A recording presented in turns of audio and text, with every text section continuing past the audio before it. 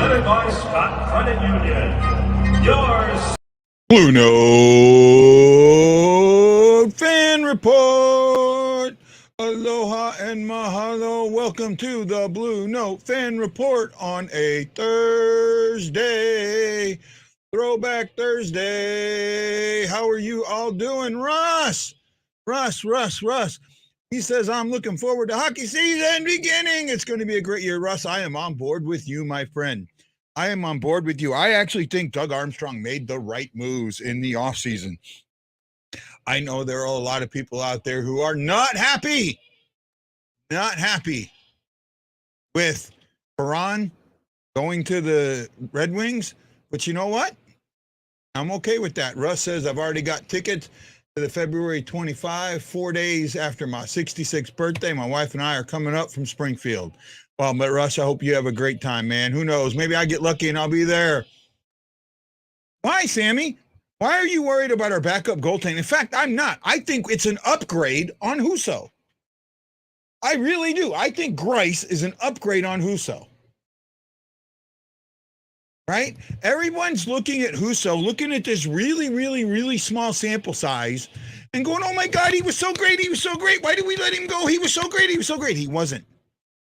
He wasn't so great. Look at everything as a whole. Look at last season. Last season, he constantly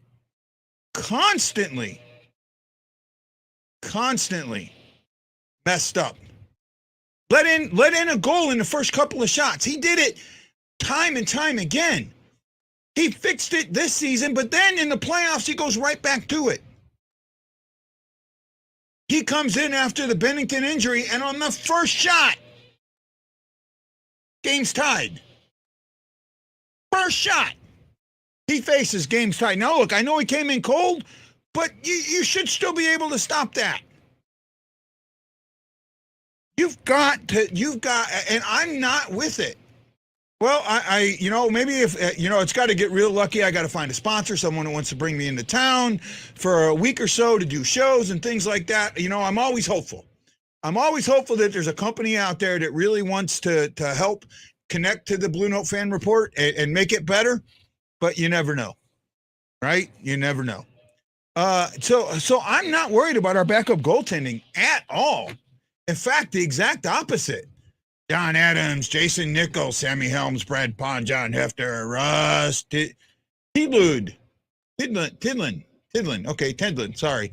My eyesight's not that great. Well, it's my opinions, and you're welcome to have your own, Sammy. You really are. Right? I don't mind you disagreeing with me. In fact, that's what makes this show great. You can disagree with me. And I can tell you why you're wrong. Oh, Sammy, I'm joking with you, my friend. Brad, you're not the only one, my friend. You're not the only one. Hey, did you hear the news about the hot dogs in Vegas? Apparently, they're really good because Kessel decided for $1.5 million he was going to go try and taste them. I guess the hot dogs in Vegas are special. Goalie doesn't have a great glove and a stellar 5-hole. Closure, the goalie that's not that good. Husso has had, but it's has had his meme time, I think. Not sure what he's saying, but it's no Benny. No, I'm with that, Jason. I don't think, we are in Blues fanhood.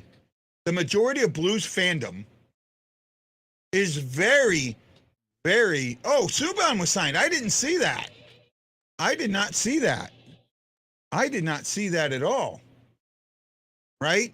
Hold on. Now I got to go figure something out. Hold on a second. Give me a moment to deal with all of you people. Well, I knew Stastny signed yesterday. Right? I did not know about Subban signing. Kessel signs. Eric Stahl with the Panthers. I don't see where Subban signed. Maybe something was rumored. But I'm not seeing. I'm trying to find my cat friendly. I don't. I've got way too many freaking things up here. Been doing too many things. Here's my cat friendly. Let's see. It usually shows recent signings. So let me go and look at recent signings. See what's been there. Right. I had not seen. No, Subban hasn't signed. Stastny has. Subban is still listed as a free agent. So there we go. Ah, Lance, come back. I was done. I was done. I seen you, Lance.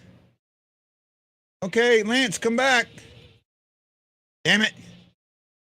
Damn it, damn it, damn it, Janet. I had Lance and he went away. There we go. I seen you there, Lance. I was just trying to look that up. Yeah, I lost. I don't know what happened there. Oh, okay, no problem. I thought you got mad at me for not putting you in the show. Wait, right? Yeah. No, I was just talking about the hot dogs in Vegas. I guess they're better. Well, right? I can tell you this: Vegas offered him the most money out of anybody that approached him. Oh, I'm sure they did. And Vegas, I got to tell you, I want to know what magic trick they're pulling. Right? Well, here's the thing. They can be up to about 8.2 million over the cap until the start of the season. So they've got a lot of decisions. Actually, I think it's the start of training camp. I think it's the start of the season. Right? Yeah. Because they've got 20 contracts out of 23 and they're 8 million over. They're at 8.061. Yeah. Over the cap. So they couldn't go much more. No, they can't. And they're going to have to either work on some things and waive a few guys. They've got some guys that are going to end up in LTIR, right? They do have guys that are going to end up in LTIR, right?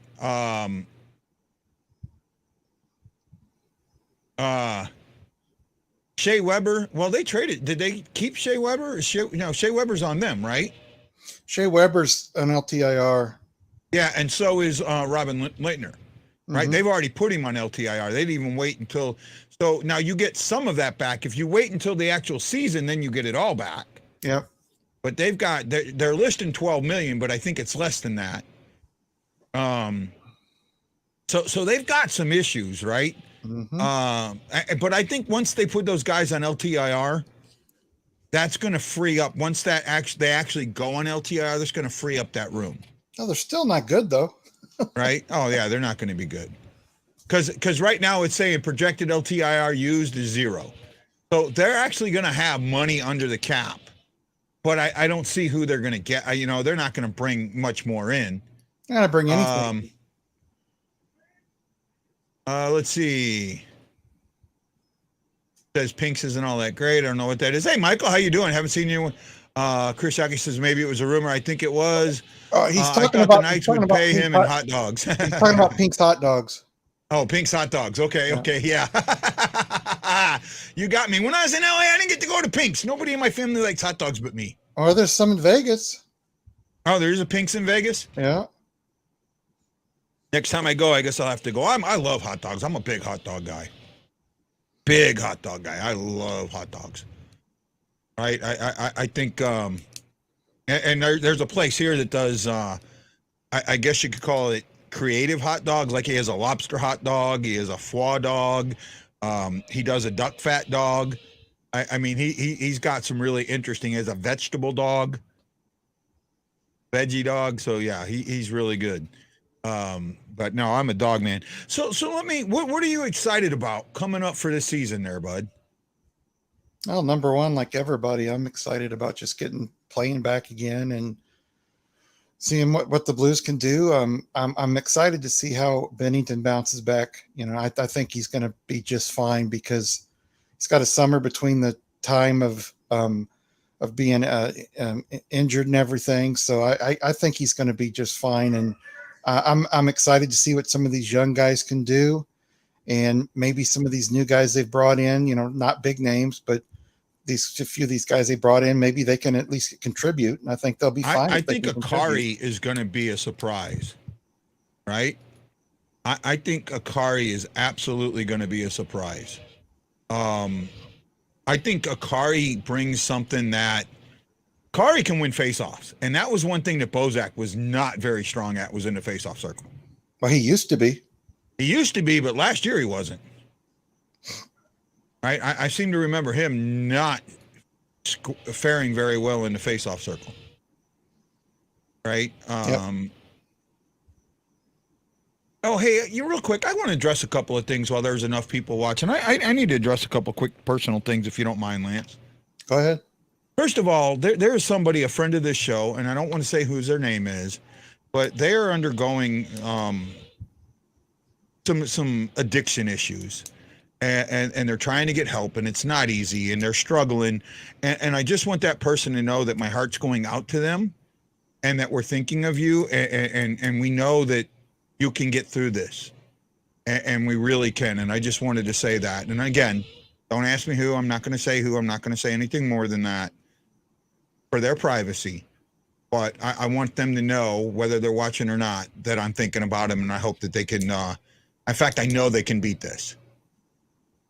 Right? I know they can beat this. The other thing I want to say, and this is not going to be. This isn't going to be as easy or as nice. There is a person who was associated with this show, and this person has said some things that were not truthful, and I want to make that understood. E. Guido has never owned any of the Fan Report. In his mind, he thought he did, but he never did. He had asked me for 10%, and I told him I would think about 5%. I told him I wanted him to pay for it originally. When he helped me out in St. Louis, I had told him before he got on the bus to go back home that with things that had just happened, I just can't do it right now. I will still think of it, and I appreciated him, but he has represented himself as an owner of my company, even though it's in the shits. And he never was. And I want that brought out. E. Guido is not attached to the Fan Report anymore. He no longer represents this company, period. You know what, Ryan? Anytime you want to donate to the Fan Report, let me know. I appreciate it, bud. I appreciate it. Now, I've got, and this is the thing, I've struggled, okay? Manson, you know this. You and me have had talks about this, okay?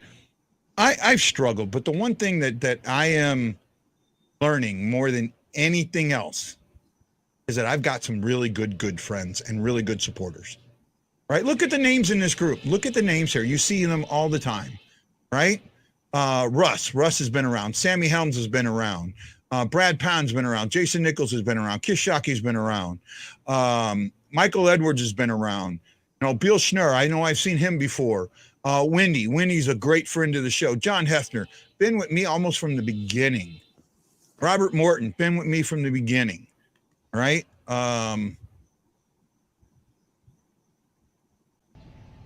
Blues fan, we're bleeding blue with you. Let's go Blues! Let's go Blues! Let's go Blues! Those are his boys, and I have permission for that, and you know I appreciate that so much, and I'm here for you guys. Michael Dante, you know. Invited me to his wedding, and you know I couldn't have been more appreciative of that, and I just wanted to say that I'm realizing, you know, what's important, and it's not, and I know I'd love to have I'd love to be popular enough that people were listening to me, and I was getting all these great interviews and all this shit, but I'm happy just having friends. I'm happy having the friends I have.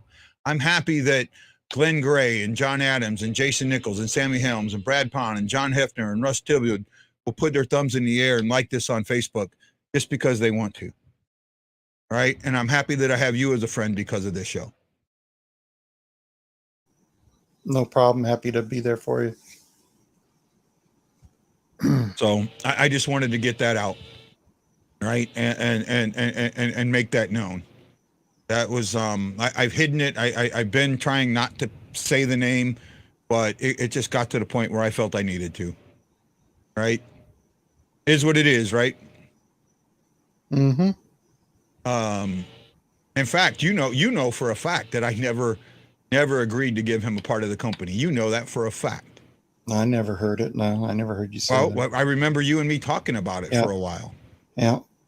Right. And I remember when he first asked about it, I remember going to you and, you know, I hope I'm not putting words in your mouth, but you basically told me you didn't think it was right. You didn't think that it was the right move. Not at that time. No, no.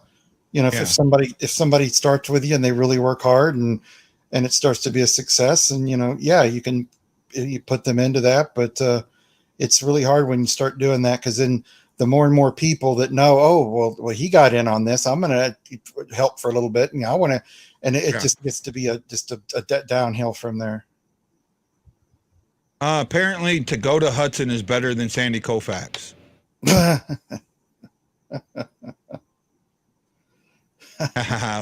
Shockey says, we ain't friends, we're brother, you being my Navy sister. Oh my goodness, Shockey. That's terrible. Oh my goodness. Yeah, Shockey, you know what you can kiss, right, bud? Front or back, you choose. I mean, if you were a Marine, you're probably choosing the front. Oh my. Lance is going, oh my God, what did I get myself into? Right? Hey, you know what? I'm sorry. I am very, very proud of my military service. And I am very proud of my sailor's mouth. I'm sorry. If you don't like my sailor's mouth, F you. Okay? I can say a complete sentence and only use the word F. I can do it. Hell, you guys heard me almost do it.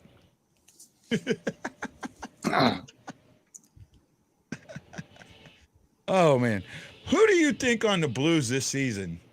Absolutely, Wendy. I sent you a link, bud. Who do you think on the Blues this season is going to have the season? Who are the guys that you think are going to have the season? In my mind, I'm going to pick one of the young guys. Either Kyrie or Thomas is going to have a huge breakout season.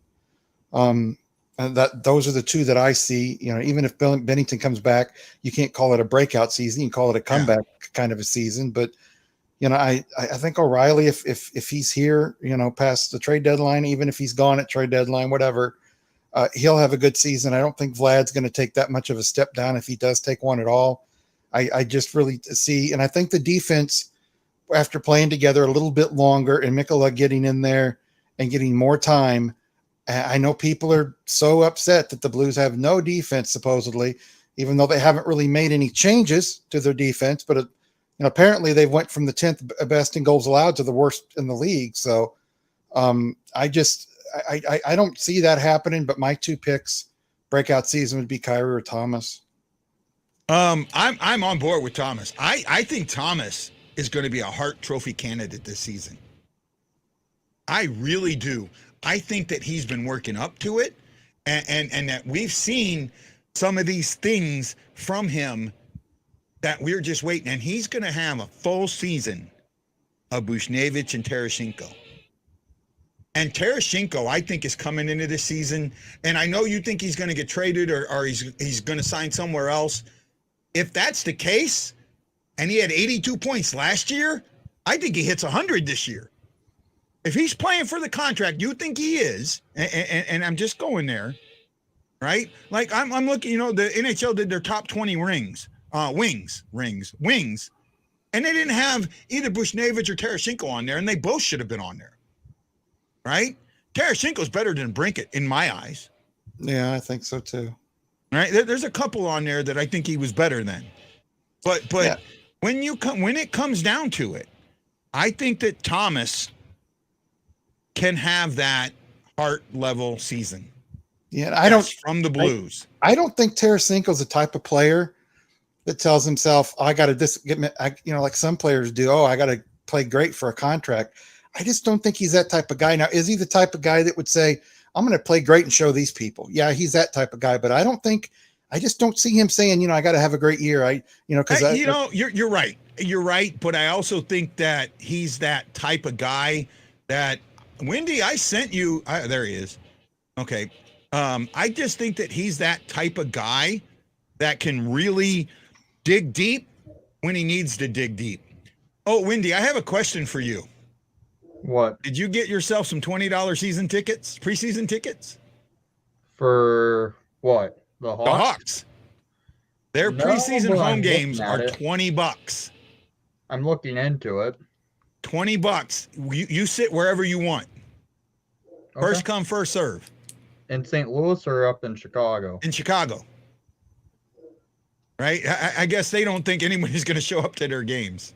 Well, the fact is, the Hawks this year in preseason are more so caring about their Milwaukee game than anything else. I could see that. I could see that. Where are they playing at in Milwaukee? In the Bucks Stadium. Oh, that's got to be small, isn't it? No, it's a it's about a 19,000 seat arena.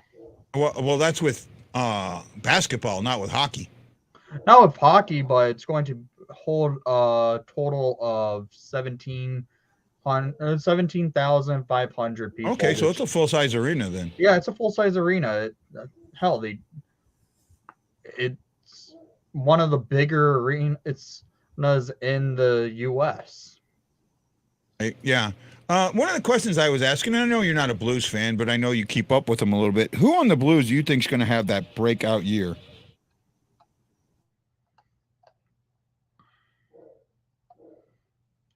I have a couple. I mean, I said one. Lance thought Kyrou and Thomas. I absolutely agree with Thomas. I think Thomas can have a heart level season. I can't see a heart level season, especially with players like McDavid, Matthews, and Draisaitl every year. I get that, but I just think that if he puts up solid numbers, he puts up the numbers that I think he can with Tarasenko and Buchnevich with him, and with a good offensive team that's playing offensively. I think that he will be in that conversation. I don't think so, because no one's going to look at St. Louis for the voters, really. They don't. If you think about it, they're going to look at the Canadian teams first, and then St. Louis is not even in the top to view for the voters, it feels like, ever. A lot of times you got to do something. I would agree with Wendy. I think Thomas is going to be a great player. I don't know if he'll challenge for the Hart, but the whole thing about it, he's right. Thomas would have to have a 180-point season, 170-point season before anybody on the East Coast or West Coast or in Canada is going to give him a vote. I disagree with that. I think if he was in the top 5 of points, especially if he goes from the 77 he was and he goes into the 130 range. Look who should have been a Hart finalist and ended up not being one from last year. Jonathan Huberdeau honestly should have been probably the Hart Trophy winner, and being the fact that he's on the Florida Panthers, he didn't get the votes. Yeah, I think that the 60 goals from Matthews had a lot more to do with that. I think the 60 goals from Matthews, and what was it? How many points did Huberdeau had 115. 115, but what did McDavid have? Like 130, 140? I can't remember that off the top. I mean, he was in the rare air range. I think he fell off that pace after the second half of the season. Right. I thought he was in the McDavid had 123 points. Yeah, 123. Okay, and that led the league, right? Yes. Yep. Right, and Matthews was right behind him with like 110. Matthews had 105. Matthews only had 105. Huberdeau had 115. Yeah, but 105. I'll take 105 points for 60 goals. Okay, I'd rather have the more complete player. goals, I'd rather have the complete player in Huberdeau. Yeah, I would rather have Huberdeau over Matthews, if you ask me. Michael Edwards says, will touching all 18,000 seats for Jeff Burton benefit bring the Blues luck? It might. Mike. I don't think the Blues need luck. I think the Blues are a lot better team than everybody's giving them credit for. I still think Perron was addition by subtraction. I really do. I really do. I think that Perron was addition by subtraction. I think that when you look at, if you take Bennington out of that playoff series, why did the Blues lose that playoff series? Right? And it wasn't Husso, as much as I did not like how Husso played in it. There was one thing that I can point to why Blues lost that series. And it's one word. One of you guys has got it. I know one of you guys have got to get it. You're going to say Kadri. Nope. Not Kadri. Nope. Something else. There was one thing that Colorado had that the Blues didn't have, Skill. and it was obvious all season long. Speed and skill. Speed. Yeah. Speed. Right? You remove Perron, you allow some of these younger guys to get in there with some of that speed. Kyrou, Thomas, Costin even, Neighbors, Brown. These guys have speed. Walker is fast. I'm sorry. Walker's a lot faster than people realize. Tarasenko is sneaky fast. You start allowing them to use that speed, you're going to have a very good team. Perron was not a fast guy. Mm-hmm. Right? O'Reilly is not a fast guy. You need that speed. That was one of the things with Kyrou. Kyrou would constantly outskate his teammates. Right? He would. I would say it. He would outkick his defense. Right? In punting, the punter can outpunt his coverage.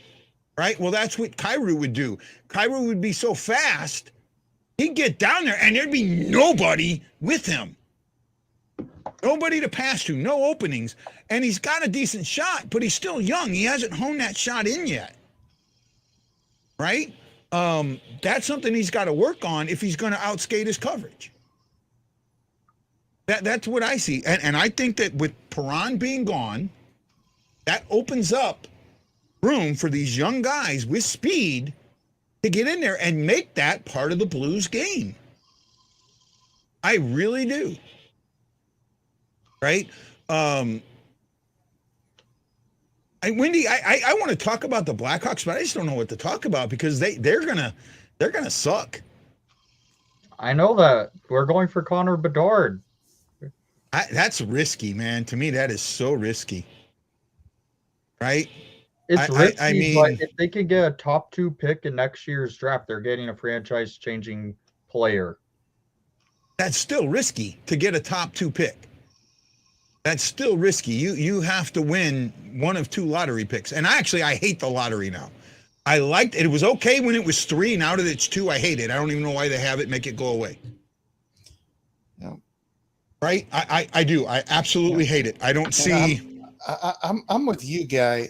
I remember everybody saying that Hughes from the Devils was going to be so great. He's going to be a franchise type player and he's going to do this and do that. And yeah, is he pretty good? Yeah, he's pretty good. Is he an elite player? No, he's just not. I think Bednar's pretty close to the closest thing you could say is a sure thing. But I mean, even guys that are supposed sure things end up falling apart. I think the Blackhawks, of course, if they are bad enough, which I think they will be, to be the worst team in the league, and they get him, they're going to be much better. They're going to have to start surrounding him with players that can play, because if they don't do that, he's going to kind of be like McDavid for the first 4 or 5 years.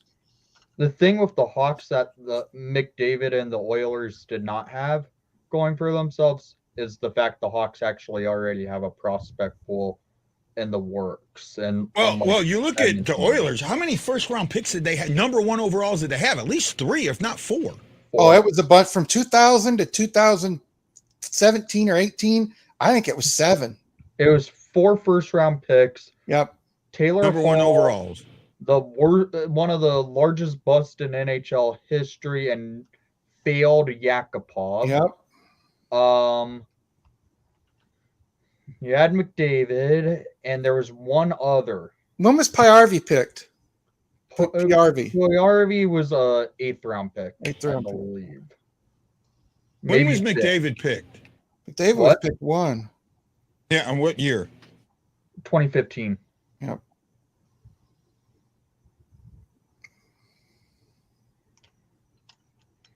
The issue with the Oilers and what they did is the fact they hired your guys' assistant GM as their GM. Yeah.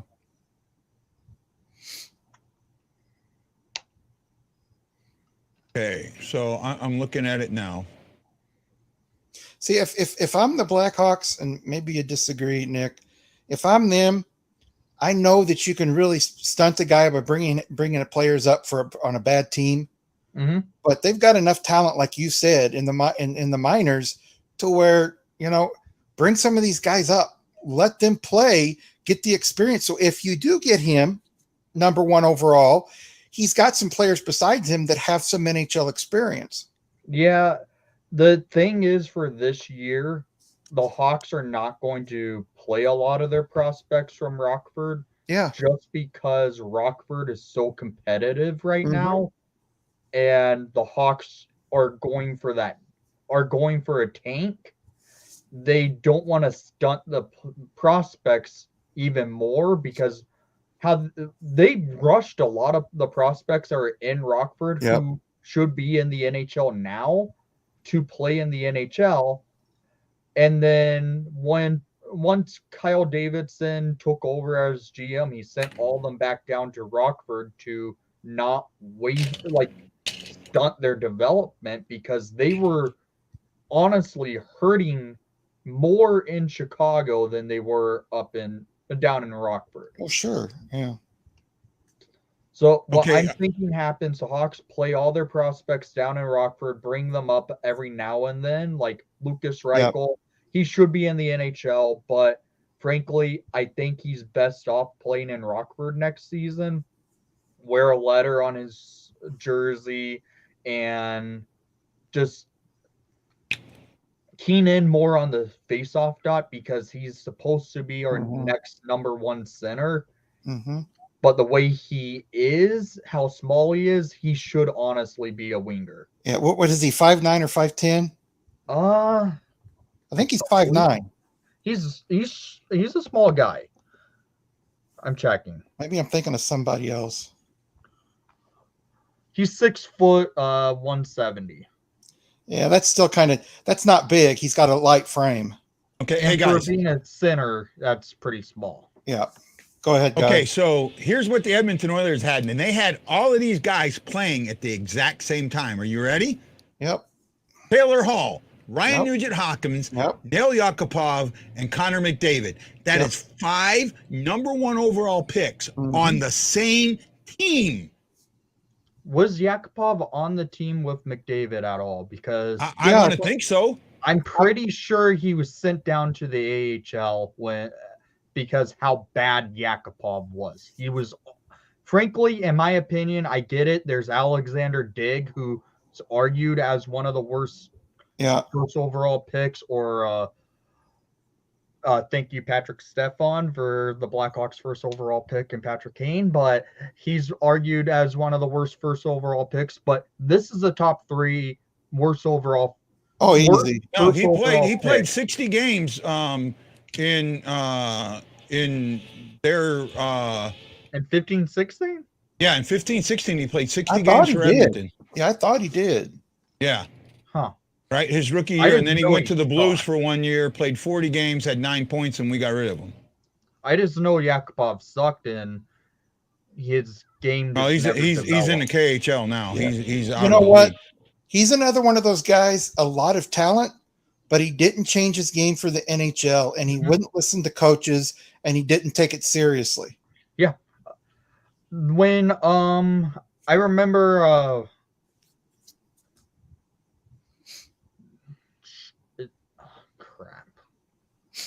Burke from Pittsburgh, the Penguins. Yeah, Brian Burke. Yeah, Brian Burke. He was at the time he was the GM of the Toronto Maple Leafs. Yep. And his combine, in the combine interviews with Yakupov, he ended up, after the interview, he said, "Put him on my do not draft list." Yep. He said he was the worst interview ever that he's ever done. And put him on his do not draft list. I wonder how much that had to do with his Russian. No, I don't it think wasn't that. It was the fact that Yakupov was cocky, and he went into all his interviews that way, apparently. Yeah. Yeah, no, he obviously never reached his potential. It might be one of the biggest draft busts in the NHL. I don't know. You know, when he came here, I thought he was going to do. Yeah, when he came here, I told people if Neil Yakupov can give us 12 to 15 goals, he was worth what we gave up. It was like a 6th-round pick, wasn't it not? Yeah, and you could just see it. You could just see the guy did what he wanted to do. Just and you know what? That's always gets me. People with this talent, and they just don't have the drive to do it. I don't understand that. Well, you know, because you look at some of these guys, and they've been told all their lives how good and great they are, and that it's just gonna and you know, for a lot of them, really, it comes too easy. It does, yeah. Right, it comes too easy, and you know they get. You know, you look at. I mean, Team Canada right now, Hockey Canada. All right, you look at what they're going through right now, and what they're going through right now is because those kids were coddled, right? Yep. They were given this. They were treated like celebrities at the age of 18 and 19. I'm going to guarantee you something here, and I can't confirm this. Boys and kids as a whole, older teenage guys, they've done something like that before. You don't just all of a sudden decide to do something like that. And I'm not, like I said, I don't have the proof, but it's very rare that all of a sudden a group of guys that normally wouldn't even think of something like that go, hey, why don't we go do this? Yeah, well, I don't want to. I don't want to. It's like I said, I don't want to say that, but if you ask any investigator, like a police investigator, to people like this, normally this isn't their first time, and they'll go, yeah, that's normally the way it is. But like I said, I'm not confirming that. I'm just saying a lot of times guys that are like that, they're not like that just all of a sudden one day. No, I will agree. I just you got to be real careful with what you're. That's why I said that. I said I can't prove it, and I'm not saying they did. Right. No one predicted Phil Kessel going to Vegas because no one thought Vegas could afford anybody. I feel like everyone's going to run through Vegas at some point in their careers. It's possible. Yeah, they're just grabbing veterans. You know, they need to fill seats. They need to fill seats. Vegas is not going to make the playoffs next year. I'm sorry if they're a Vegas fan watching this, the Vegas Golden Knights will miss the Stanley Cup playoffs because they don't have the goaltending and they have way too many players that get injured way too much. Yeah. No, Thompson, really. I like Thompson. He's probably going to be their guy, their number one. Yeah. It's his to lose, but I just don't think the team, and I know people are going to feel they got Pietrangelo and a few, and I can't think of the other defenseman's name that's really good. Yeah, they've got them, and still he's going to have a hard time, real hard time. Yeah, that team is broken, and they should go to a rebuild, in my opinion. Yep. Bringing in Jack Eichel killed that franchise. It did. Well, it started with the Pietrangelo contract. Yeah, that contract was absolutely. That was, I mean, there's no, and that's why when people say, when people say, oh, well, we let Pietrangelo go and it hurt us so bad and this and that, it didn't hurt us nowhere near as bad as what he's going to hurt Vegas. Mm-hmm. They are going to, I mean, Vegas, I don't fault them for how they built their team because they had to. I understand the thought process behind it. I understand the win now motif, right? I understand it. I don't think it was right, but I don't fault them for it. Problem is, it's not sustainable. It's not sustainable in a salary cap league. And they tried to sustain it. What they should have done was allow for regression. Okay, you got there, you got an excited fan, but allow for a little bit of regression. Allow for that Start teaching your fan base a little bit how to lose. Next season, I see their fan base disappearing. I don't think they have that diehard fan base that's going to show up night in and night out to get beat. And Now they're going to sell upon, tickets. They're going to sell tickets, but it's going to be from traveling fans. Yeah. The thing with Vegas,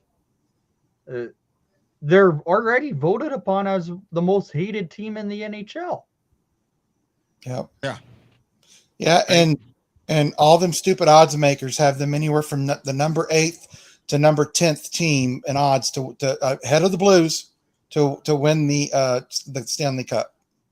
I don't see that at all. I don't know. see that at all. I don't know how they can come up with that. You know, I still get in the groups when I post my show about the Blues. Oh, they're going to be worse than last season. How? Fucking how? How is a team that was just a minute away from going to the Western Conference Finals that lost one real player worse off? They're not. Yeah, They're and not look at the players that Colorado lost, and they have them. They as lost the over one. 200 points, and they're better this season. Guy, they've got Not them even close. Vegas has them picked to repeat. Everybody does. How? I don't know. 200 points. How do you replace 200 points? When do you tell me? How is Vegas going to replace 200 points?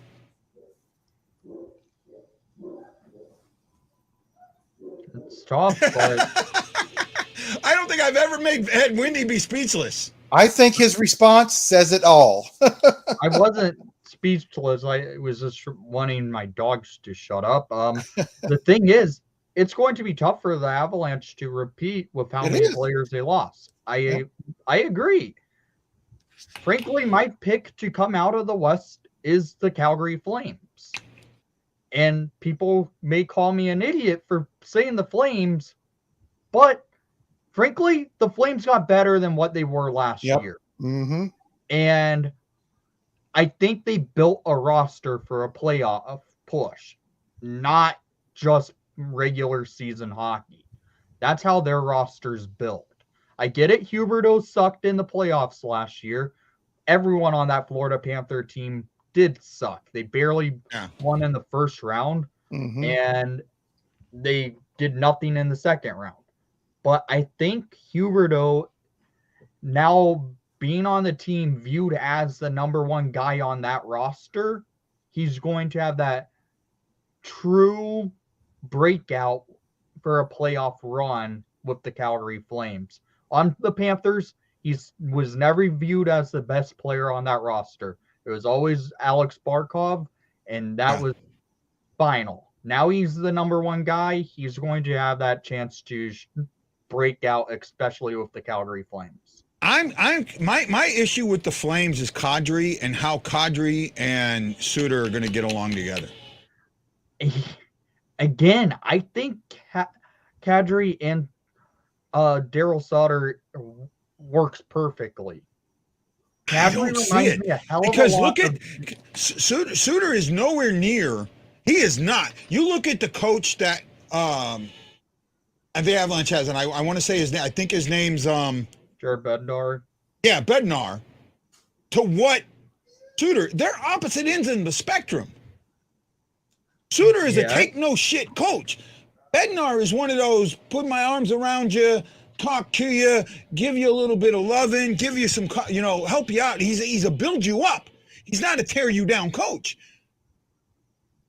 He talked about how he had to build up Kadri, how they had to sit down with him and tell him about changing his game and not being that jackass that he was and all this stuff that they had to do with him.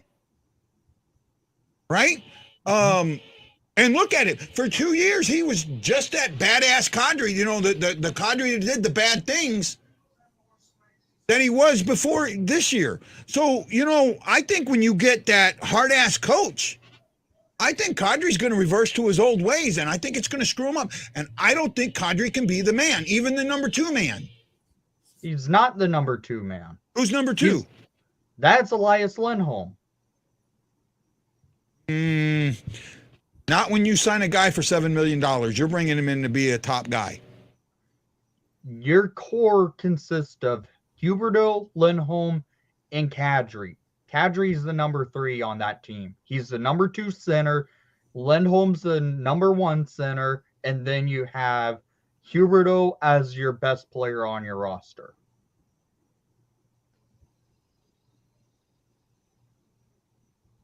What about, I can't even say his name. Oh, shit, Kadri's the top paid guy on that team. Well, he is this year. He won't be next year. Yeah, not after next year. Lindholm, well, Lindholm's probably gone in 2 years. What about, and I can't say, Mangiapane? Mangiapane? Yeah, Mangiapane. He's still young. He's still developing.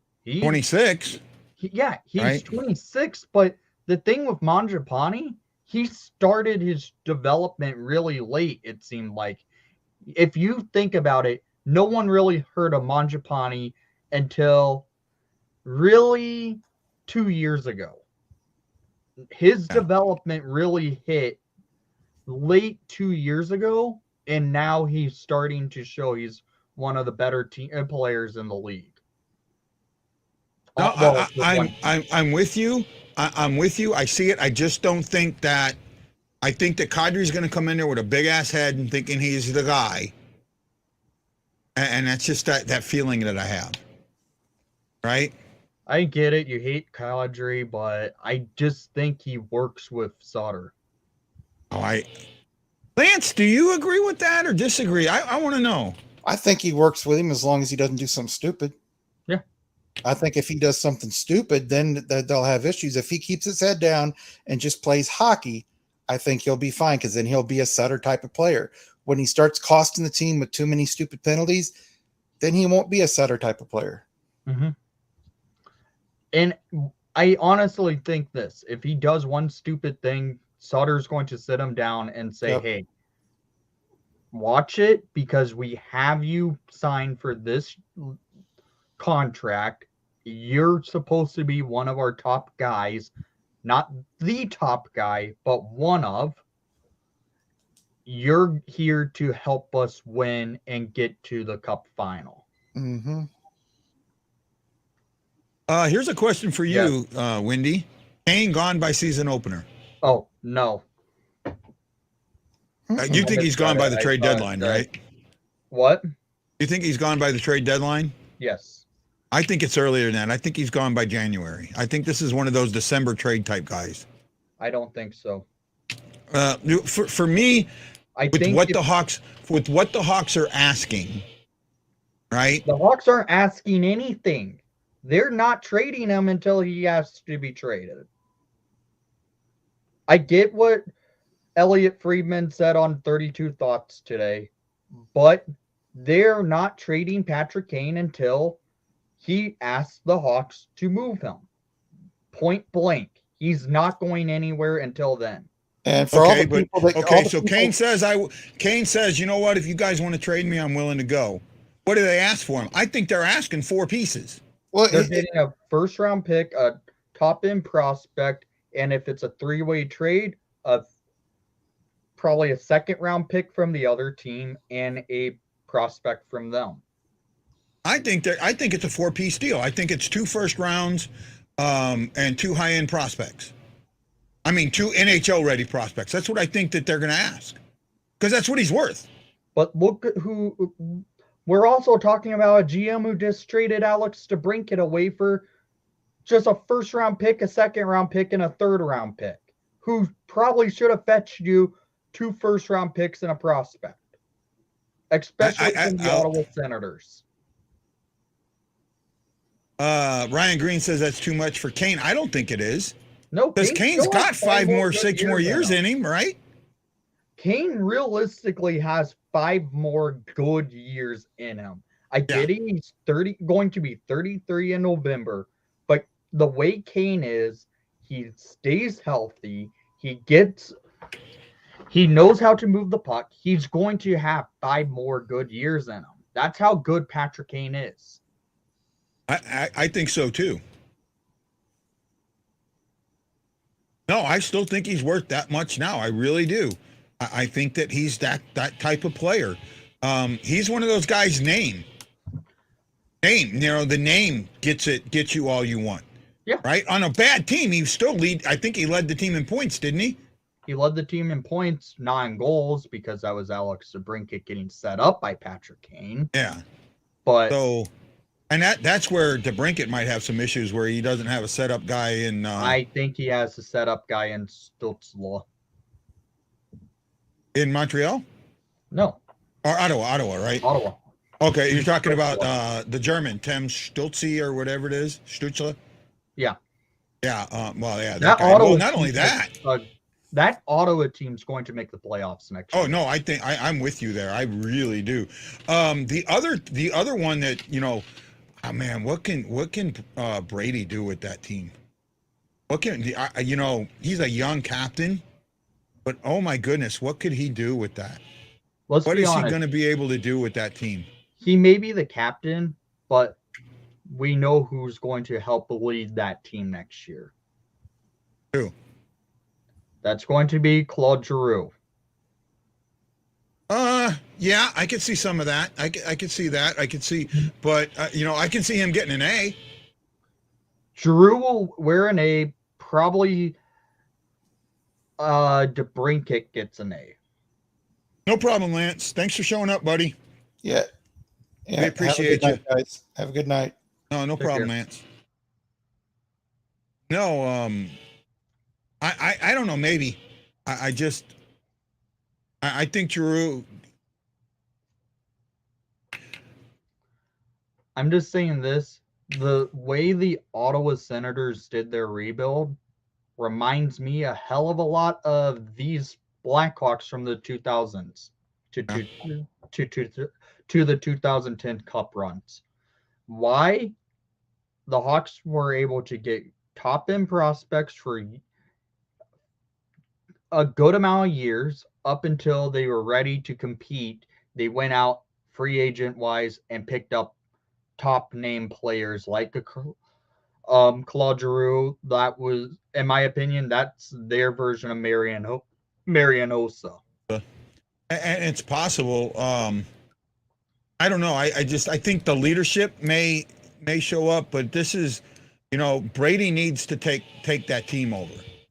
Right. Mm-hmm. I really believe that. And of Brady and Matt meeting them for a short period of time and talking to them, I think Brady has the better chance of being the guy to do that.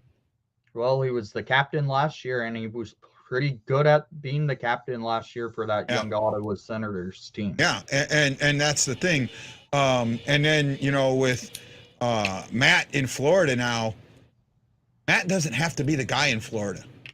No, because that's Barkov's team. That's Barkov. And Matt can kind of just do his job. Mm-hmm. Right? Do his job. And I think that he felt he had to be the guy in Calgary, even with Gaudreau there. Mm-hmm. Even with Johnny Hockey there, I still think he felt like he had to be the guy. Right? I do.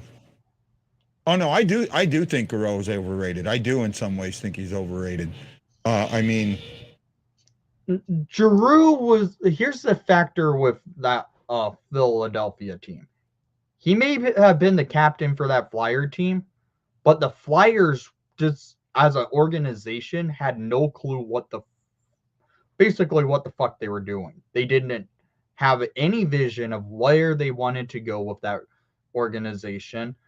Ever since their cup run to the cup final in 2010, they made it to the playoffs and then they missed the playoffs. Made it to the playoffs, missed the playoffs. It was an every year cycle with that team. Now they think they can make the playoffs this year with Tortorella, but that team's garbage. And they're going to miss the playoffs by a lot of points next year. Who is? The Philadelphia Flyers. Oh, Flyers, yeah. That team does not know what the hell they're doing. Yeah, they're in the Bedard sweepstakes. I don't even think they want to be in it. I don't think they even know what they're in, because they got John Tortorella as their head coach, who, yes, Tortorella is a good coach to have, but he's not the coach for a team like this, a disaster on ice. And that's the Philadelphia Flyers with zero vision of what they want to do. They want to contend, and they're not going to with how that team's built. Yeah, I can see that. I can absolutely see that. I mean, for me, the teams that I think are going to be in the bottom are Arizona. Though I do think Arizona has a chance to not be in the bottom. Chicago, Seattle, Vegas, Philadelphia, Montreal. Those are the ones I see being in the bottom. I don't think Seattle's going to be as bad as people think. I honestly think they're going to be a lot more competitive in this coming season than a lot of people. Yeah, my issue is I think that their division is going to be too tough for them. Their division's going to be tough, but they also are dealing with a team like the San Jose Sharks, always questionable team in the Vancouver Canucks. I think the Canucks are going to have a hell of a year. I think the Canucks are going to have a good season, but they're always questionable with their players. The players seem to fall apart after a good season. They had a stellar season once they got Bruce Boudreau and behind the bench, but they're going to have those questions. Are they still going to be very competitive? I think so, but there's holes on that roster that can cause them to miss the playoffs. I still see the West and the Central. Right, I see them. Yeah, I think the Pacific's going to have 5 teams make the playoffs. Yeah, Central and the Pacific. I see them flip flopping. I see 5 coming out of the Pacific. Yeah, right? And that's why I think the Kraken have a better chance than a lot of people think. I think they're going to have put up some good points in that division. Possible. They have a goaltender who's going to go in with a chip on his shoulder next year. Do you think Ovechkin will get the 21 goals he needs to pass Gordie Howe this year? Yes. How many goals do you think he gets?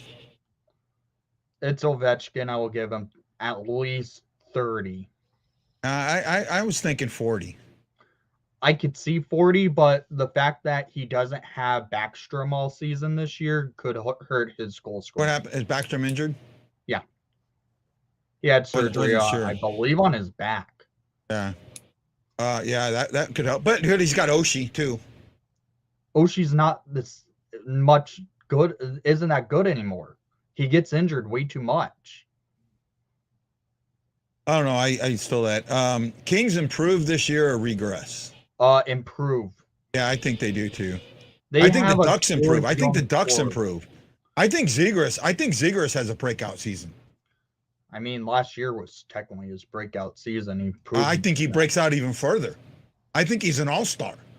He is. I think he's an all-star this season, huh? No, he just was in the skills competition.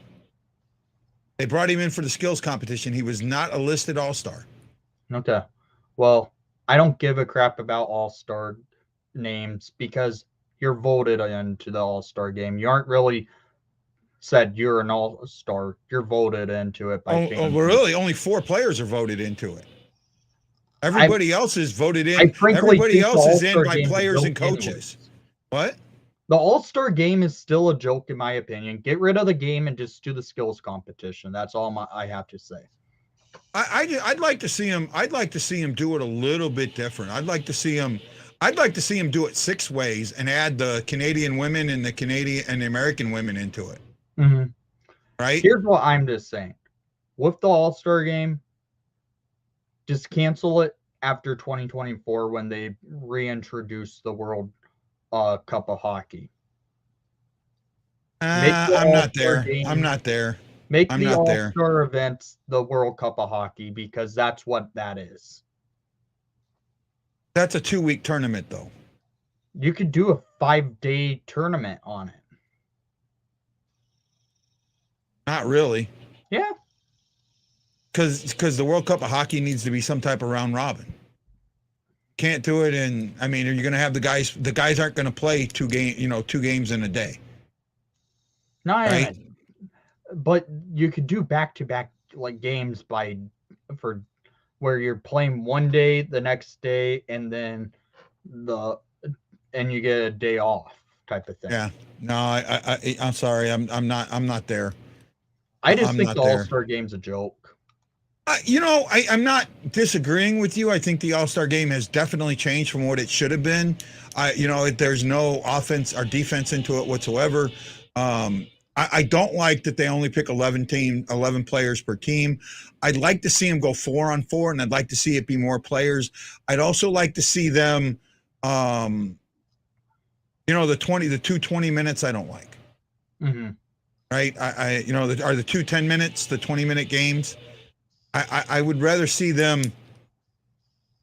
I don't want it to be canceled. I don't. I think it's a showcase, right? And it's good to showcase the league, but I just think there's better ways to do it, right? Bring the women in. Bring the women in, and do it in some type of round robin style. Play it over 2 days instead of one.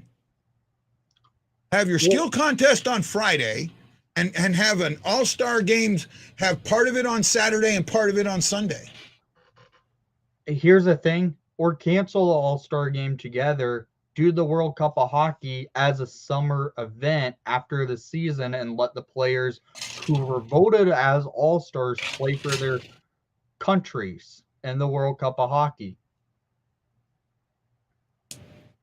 I think Sorry, Ryan. No, I mean, that's one way to do it. Then the players don't have to worry. Then the players don't have to worry about getting suspended if they don't want to go to a stupid All-Star game.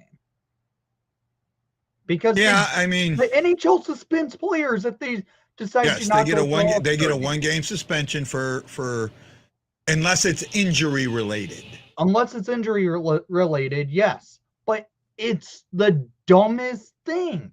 That's why cancel the All-Star game. Play the World Cup of Hockey in the summer. If the player is voted into the All-Star game, they can choose if they want to play in the World Cup with their with their country's roster over the All-Star game. And I think the players would prefer that over a All-Star game. Maybe. I just don't know, man. I mean, there's got to be something. I like the idea of the All-Star game. I would like to see the All-Star game be more competitive. It will never be competitive. I remember days when it was competitive. It was still getting up to like the 20s to 30 goals marks. Oh, I remember when Gary Unger won the All-Star MVP. I think he won it with a goal and an assist. Right? Okay. I think Brett Hull won it with 2 goals and an assist. I think he was the All-Star MVP one year. I could be wrong on that.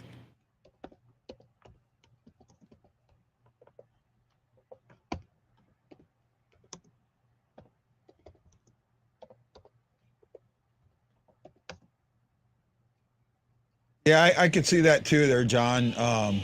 But they do. But a lot of the pros, if they're not in the playoffs, they go play in the Worlds, and the Worlds is contact. Well, is the Worlds no contact, or is that contact?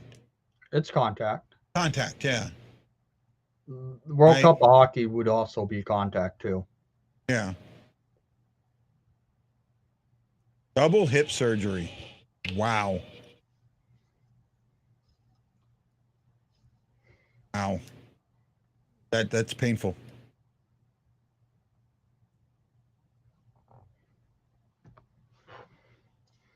Right. What did you find out? Oh, you were looking something up. I was looking up like the last time an All-Star game really was truly competitive. That was when they did the North America versus the World All-Star games in the 2000s. What was that game? What? What was the score of the game? That was for about 4 years in the All-Star games. Yeah, well, what was the scores of the game? Were they 2-3, 3-2 games, 4-5 games? Were they 4 or 5 games? Yeah. Okay, fair enough. Right. Hey, man, great show tonight. Thanks for stopping by, Wendy. No problem. You know, anytime you say what's up, I probably send you a link. Right? So I appreciate that. No contact hockey would be flag football. No thanks. Well, really, in all actuality, the world juniors are no contact. Right? It's limited contact. It's limited contact.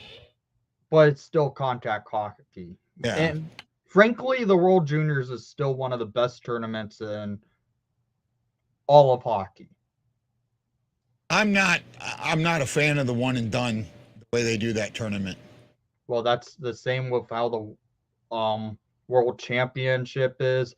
That's just how the IIHF is. But the World Juniors is still one of the best tournaments to watch. I wish it was a best 2 out of 3. I really do in the knockout rounds. The only problem I have with the World Juniors is ending a game in a shootout, especially a medal game. Yeah, agree with you there.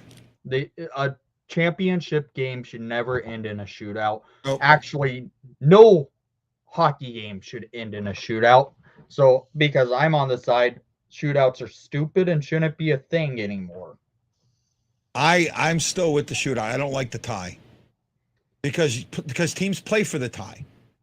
They play for the tie. That's the problem with this. With it is they play for the tie. If they went to the 3-2-1 system to where teams wouldn't play for a tie, I'd be okay with that. But the teams play for a tie.